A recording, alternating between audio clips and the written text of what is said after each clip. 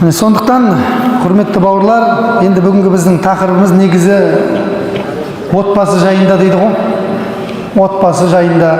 Енді бұны қойып атқан себебі де бар. Бәріңіз білесіздер, жаңа айттым ғой, пайғамбар саллаллаху алейхи вассалам бүлік бүкіл семьяға кіреді деді ғой. Кірді қазір. Қазір кірді. Ажырасудан 16-шы орынға шықтық әлемде. Айтып жатыр ғой. Жетімдерден пәленбайыншы орынға, қарттар үйінен пәленбайыншы орынға шықтық. Бір-бірімізді құттықтайтын нәрсе ме осы мысалға? Сорлық қой бұл деген, сорақылық қой барып тұрған. Көрдіңіз ба? Әркім өзінің жауапкершілігінен қашып жатыр ғой. Әркім өзінің жауапкершілігінен қашып жатыр. Солай құтылып кетемін деп ойлайсың ба? Бала-шағаны жылатып, әйелін жылатып тастап кетіп. Жоқ, ешкім құтылмай. Алла Құран кәрімде «Қу анфусакум ва ахликум нара» деген аят бар. Ей, мұсылмандар, өздеріңді және отбасыларыңды отыны адамдар менен тастардан болатын тозақтан сақтаңдар деген аят бар. Өзіңді бірінші және отбасыңды. Көрдіңіздер ме? Демек, отбасы бұл біздің шағын мемлекет. Өзі отан, мемлекет отбасынан адамдардан құралады. Кішкентай өмірде жаңағы бір келіспеушілік болған кезде, бір-бірімен ыдыс-аяқ сылдырлаған кезде, болды ажырасам деп шыға келетін болды қазір. Дайын, баратын жері дайын, білмеймін. Мынанікі де дайын, мынанікі де дайын. Міне, пайғамбар саллаллаху алейхи уассалам хадистерінде айтады. Күйеуіне ренжіп, талақ сұрай беретін әйел дейді, жәннаттың иісін мұрнына сезбейді дейді. Көрдіңіз бе? Ұрысса болды, ажырасам дей беретін әйелдер жәннаттың мұрны иісіне бармайды дейді пайғамбар саллаллаху алейхи уассалам. Дәл сол сияқты күйеулерінің бүкіл жасаған жақсылықтарын жоққа шығаратын әйелдер де жәннаттың иісі мұрнына бармайды оларға деп айтты.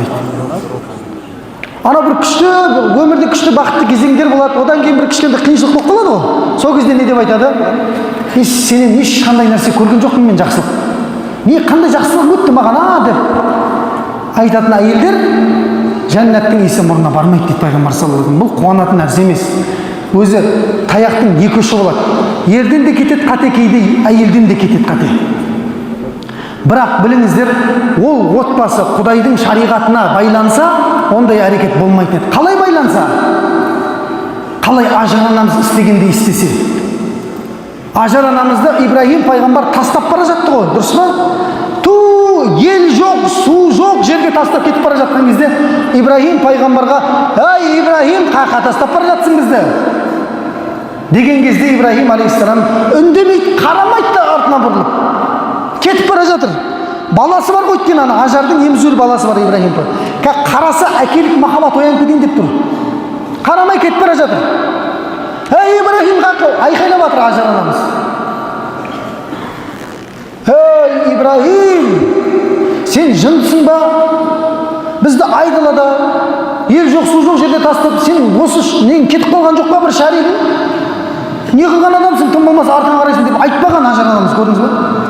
Соңына дейін «Ей Ибрахим» деп айтты. Құдайдың бұйрығы ма деп еді, қолын бүйтіп былғады ғой. Құдайдың бұйрығы деді. Сонда ана Ажар анамыз не дейді? Құдайдың бұйрығы деп айдалаға тастап бара жатқан бұл не қылған отағасы деп айтпаған жаңа Ажар анамыз ше. Көрдіңіз бе? Құдай бұйырса бізді аштан қалдырмайды деп айтқан екен. Не істеді Алла тағала? Ажар анамыздың Сафа менен Маруада жүрген іс-әрекетін баласына су іздеп қажылықтың рәсімі қылып бекітіп қойды. Ана қараңыздар. Сөйтті де аят түсірді. «Инна Сафа вал Маруата мин ша'аирилла». Сафа да Маруа да Құдайдың ұлылығының бар екендігінің бірден бір ғана белгісі деді. Көрдіңіздер ме? Ана Ажар анамыздың осындай әрекеті не себепті қалды десе, бүкіл ғалымдар айтады, күйеуіне бағынғандығы себепті дейді. Шариғатты білгендігі себепті дейді. Күйеуше десе, неге бұл әйелдің ондай болып қалуына себеп жоқ? Күйеу өйткені Құдайға бағынғандығы себепті осы нәрсеге апарды дейді. Құдай тағалаға: «Раббым, менің әйелім, бала-шағам ғой, қалай тастап кетемін? ештеңе жоқ қой мына жерде деп бүйтіп айтпаған Ибраһим пайғамбар. Көрдіңіз ба? Құдайдың бұйрығы деді, соған иман келтірді, кетті. Бұл да Құдайдың бұйрығы, күйеуімнің бұйрығы деп қалды. Алла тағала оларға семьясына, Ибраһим пайғамбардың семьясына бүкіл қажылықтардың рәсімдерін нәсіп қылды ғой. Сафа бар, Марва бар, құрбандық бар, Ибраһимнің мақамы бар, Қағбаны салу бар. Осының барлығын кімге нәсіп етті? Ибраһимнің отбасына нәсіп етті Алла тағала. Міне, отбасы шаңырақ, әркім өзінің міндетін білсе, онда шаңырақ не істелінбейді? Шайқалмайды. Шаңырақты шайқалатқан нәрсе әркім өз вазифасын, өз міндетін білмейді. Көрдіңіз ба? Әрқайсысы бір басшысы болып, басшылыққа таласы болып жатыр, үйде бар ғой. Үйде басшылыққа таласы болып жатыр. Жеңшем де басшы болам деп жатыр, ағам да басшы болам деп жатыр. Сонымен екі басшы қошқардың мүйізі сыймайды бір қазанға. Кім еді негізі басшы үйде? Еркек емес пе? Ар-риджалу қаувамуна аля нис. Алла тағала еркектерді әйелдердің үстіне қандай қылып? Үстем етіп жаратты ғой. Көрдіңіз ба? Қазақ айтты ғой, әйел бастаған көш оңбайды деді ғой. Пайғамбар айтты ғой саллаллаху алейхи ва саллям, Құдайдан кейін біреуге сәжде қылу керек болатын болса, онда әйелі еріне сәжде қылатын еді дейді. Ал қара. Сәжде ең ұлық ғибадат, бұл сәжде. Бірақ адамға адам сәжде қылынбайды деді пайғамбар саллаллаху алейхи ва саллям. Көрдіңіздер ме? Мінекей, осындай әркім өзінің міндетін білмегеннен кейін, кеше бір семья айтып жатыр дейді ғой, неге ажырастың десе, маған күйеуім Инстаграмдағы блогер қыздардың өмірін сыйлай алмай жатыр деп айтады дейді. Ой, тұрмай. Сонда жұрт солай өмір сүр деген деп, солай өмір сүру керек деп саған жазылған ба не? Кім айтты оны? Ол саған бүкіл қайғысын көрсете ма? Инстаграмда біреу қайғысын көрсете ма? Тек шат-шадыман көңіл ха-ха деп жүрген көрсетеді ғой, болды ғой. Оның ішінде не болып жатқанын білмейсің ғой сен. Сосын сен оның өмірі күн сайын ха-ха деп ойлайсың да, соған сондай болам деп, қой ондайды. Өтірік ол деген. Инстаграмдағы өмірді сыйлай алмады маған күйеуім деп айтады дейді. Сол үшін ажырастық дейді. Не деген әңгіме ол? Осындай әңгіме бола ма? Алла сақтасын. Адамдардың барлығы ондай болып өмір сүруге жаралмаған. Біреудің тағдыры кедей болуға жаралған. Біреудікі бай болуға, біреудікі көп қайғымен, біреудікі көп қуанышпен болуға жаралған. Барлығы бірдей, сол жердегідей бақытты. Ондай болмайды, ондай. Мүмкін де емес ондай нәрсе. Сондықтан Инстаграмдағы өмірді талап ету деген болмайды шариғатта. Күйеуіңнің саған әкелгеніне разы болатын әйел, міне сол жәннати әйел дейді. Өзіне бөлінгенге разы болған әйел бұл жәннати әйел дейді. Көрдіңіз ба? Бірақ енді жәннатпен де қызықтырып қазір. Жәннатты айтып жатсаңыз да не қылмайды ғой? Ну и что дейді. Жәннатты уақытында көреміз дейді. Уақытын. Білмеймін енді, Құдай сақтасын. Осындай бүліктердің заманында өмір сүріп жатырмыз ғой енді. Наоборот, қуанудың орнына енесіне қызмет жасап, анашым саған рахмет, осындай маған жұмағымды өміріңе әкеп келгеніңе деп. Менің жұмағым ғой, менің жарым деген. Басқа жақтан іздеп жүрсің ғой, жұмақты басқа жақтан іздеп жүрсің ғой, әйел кісі мысалға да. Сенің жұмағың күйеуің ғой, пайғамбар айтты ғой саллаллаху алейхи ва саллям. Күйеуің наразы болып өттің ба, өмір бақи ораза ұстап өт, өмір бақи тахажжуд оқы, күйеуің наразы болса, жағдай қиын болады бәрібір. Ер кісілер ше, сен де өмір бақи намаз оқып, құлшылық қыл, әке шешең разы болмаса, бестейін оның барлығы. Көрдіңіз ба? Әрқайсының разылығын бір-біріне байлаған Алла тағала шебер ғой. Бір кісі айтады дейді ғой, әйелің ренжіткен кезде былай деп айт дейді жаңағы, өзім таңдап алдым, өзім 3 рет айт дейді сөйтіп ше. Сосын артынша тағы да 3 рет айт дейді, обалым жоқ. Екеуін қосып айтсаң шамалы басыласың деп айтады. Енді ашудан кетіп жатыр ғой барлығы. Әйелге айтыпты күйеуің ашуландырса, өзім таңдап алдым, өзіме сол керек деп айтты дейді жаңа. Ешкіммен зорлаған жоқ, ешкіммен қинаған жоқ, өзім тыйдым деп айтты. Сол кезде басылып қаласың кішкентай. Пайғамбар саллаллаху алейхи вассалам бір күні Айша анамыз екеуі айқай шу болып жатқан ғой. Айша анамыз бар ғой, пайғамбарымызға дауыс көтеріп айқайлап жатқан ғой. Әйелі ғой ол, сондай ғой. Көрдіңіз ба? Пайғамбар сондай сөз естуге лайық па? Алланың ең сүйікті жаратылысы лайық па? Лайық емес қой ол. Бірақ ана әйел кісі ашуланған кезде жаңадан бір нелер ашылады, клапандар нелер. Танымай қаласың кәдімгі. Мына точно менің әйелім бітті деп. Кәдімгідей шығармашылық кешін ұйымдастыратындар бар өзінің. Үлкен театралды сахнада драма, оның арты трагедия қылады кейбіреулер. Айқай шу, Абу Бәкір радиаллаху өтіп бара жатса, Айша анамыздың дауысы шығып жатыр. Айқай шу. Ол кездегі үйлер жаңағыдай ғой. Төбесі құрма талының несімен, шөбімен жабыстырылған жаңағы. Есік терезесі ашық деген сияқты. Сонымен дереу жүгіріп кетті, есікті қатты қағады ғой. Барады Айша анамыз ашады есікті. Сөйтеді жайлап пайғамбар қасына барып тұрып жатыр дейді Айша анамыз. Неге сен Алланың елшісіне даусыңды көтересің деп Абу Бәкір айқайлаған ғой. Кімсің сен? Кімсің Алла елшісіне даусыңды көтеретін? Мен сені Алла елшісіне дауыс көтеретін қызға тәрбиеледім бе әлде? Деп Абу Бәкір айқайлап жатыр дейді Айша анамызға. Сөйтті де Абу Бәкір пайғамбарға Абу Бәкір не то что тікен шаң тигізбейтін кісі болған. Кім болсаң ол бол. Абу Бәкір пайғамбар үшін бірнеше мәрте жағын тіккен пидаға. Қызым болсаң қызым болып кет деп жатыр.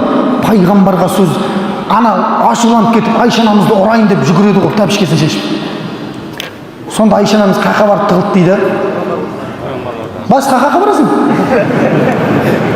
Пайғамбарымыз қарта барып тығылды. Өйткені пайғамбарға қол көтере алмайды ғой. Тәпішкесін қасына барғаныңызды түсіріп жібереді ғой. Пайғамбар саламды алды алып алған дейді Айша анамыз. Қорған қыл. Сонда Абу Бәкір енді пайғамбардың артына тығылғаннан кейін былай жүгірді болмады ғой. Бітті шығып кетті ашуланып. Айқай шу болып жатқан Айша анамыз ғой енді жаңағы. Артынан тығылып шыққан кезде пайғамбарымыз айтты саллаллаху алейхи вассалам. Көрдің бе деп айтты. Мен болмағанда таяқ жеп қалар едім деп айтты.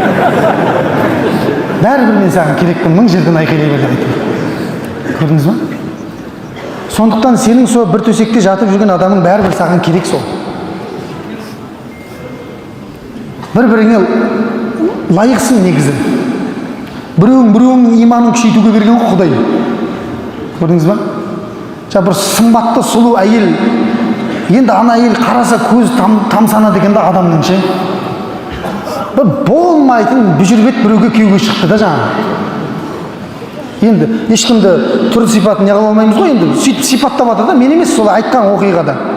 Бұл жаңа түрі деген енді келіспей қалған сондай. Соны айтты дейді ғой, екеуіңді бүйтіп қараса дейді да, мынаның түріне қарасаң бір кредит әпергің келеді деген сияқты ғой.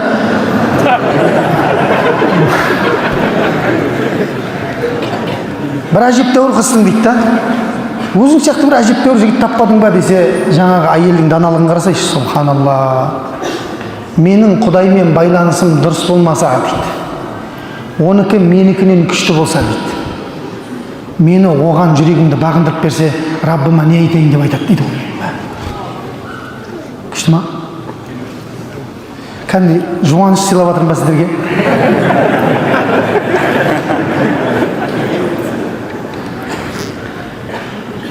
Соқсап, ана Шейх Махмуд Эфенди деген ғалымға да келген ғой бір жамағаты. Еңкілдеп жылап дұға қылып отыр дейді да. Мешітте ше. Қайта-қайта намазға келеді, жылайып дұға қылады, жылайып дұға қылады, кетеді. Сонымен енді жамағат қой бәрібір. Бұл имам кісі барады да сұрайды ғой, аманшылық па, не болды саған қайта-қайта бүгіндікке? Десе жаңағы жамағат айтады дейді ғой, ұстаз келініңіз ғой деп айтады дейді ше. Сонда жаңа имам айтады дейді, машалла келінге Алла разы болсын деп айтады дейді. Егер келін сондай болмағанда сен мешітке келмейтін едің деп айтады дейді ше. Басқа жаққа баратын едің деп айтады. Анау келіп жалынады екен де, Құдай әйелім жүрегіне хидаят берші Алла деп. Көрдіңіз ба? Ол әйел ананы Құдайға жақындатып жатыр екен. Деген сияқты ғой енді, ешкім не ала алмайды ғой. Бірақ енді дегенмен де өмір болғаннан кейін кейде свет те теңселіп тұрады деген сияқты ғой. басымызға түсіп кетпесінші мынау жігіттер. Аман есен қайтайықшы, әлі баратын жерлер бар еді.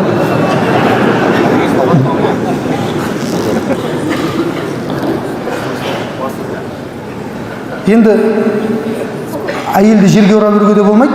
Жаңа айтып отырмын ғой, таяқтың екі ұшы бар. Кейбір еркектерден де кетеді енді. Қалай кетеді? Жұмыста бір күшті анау ше. Ой, осы ойлап қаласың көркем мінезді екен деп. Ассалаумағалейкум деп жүрген кезде машалла деп ырза болып қаласың да, үйіне барсаң қабағын ашпайды дейді анау айтады. Сен елдің арасында жүрсің, арасында айтсайшы деп, олар да айтады ғой енді. Екі жақтың да айтайыншы құрсын. Ешкім ренжімесін, ереуілдеу болып қайтайық. Сөйтіп айтады да,